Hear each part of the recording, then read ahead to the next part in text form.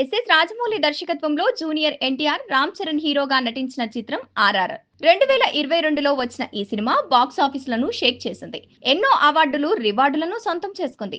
భారతీయ చిత్ర పరిశ్రమని ఎన్నో ఏళ్లుగా ఊరిస్తున్న ఆస్కార్ పురస్కారాన్ని సాధించింది.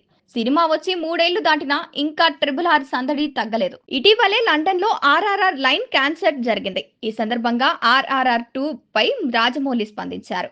RRR cinema biggest block buster గా నిలిచిన తర్వాత దాని సీక్వెల్ గురించి పెద్ద ఎత్తున చర్చ జరిగాయి. నందమూరి మెగా హీరోలను ఒక ఫ్రేమ్ లోకి తీసుకొచ్చిన జక్కన్న కొనసాగింపుగా పార్ట్ 2 తీస్తే బాగుంటుందని అభిప్రాయం వ్యక్తమవుతున్నాయి. రాజమౌళి తండ్రి రచయిత కేవి విజయేంద్ర ప్రసాద్లు పలు సందర్భాల్లో ఆర్ఆర్ఆర్ 2 సినిమా రూపొందే అవకాశాలున్నాయని హింట్ ఇచ్చారు. రాజమౌళి సైతం సీక్వెల్ పై పలుమార్లు సానుకూలంగా స్పందించారు. లండన్ వేదికగా లేటెస్ట్ గా మరోసారి సెకండ్ పార్ట్ సీక్వెల్ కి ఓకే చెప్పారు.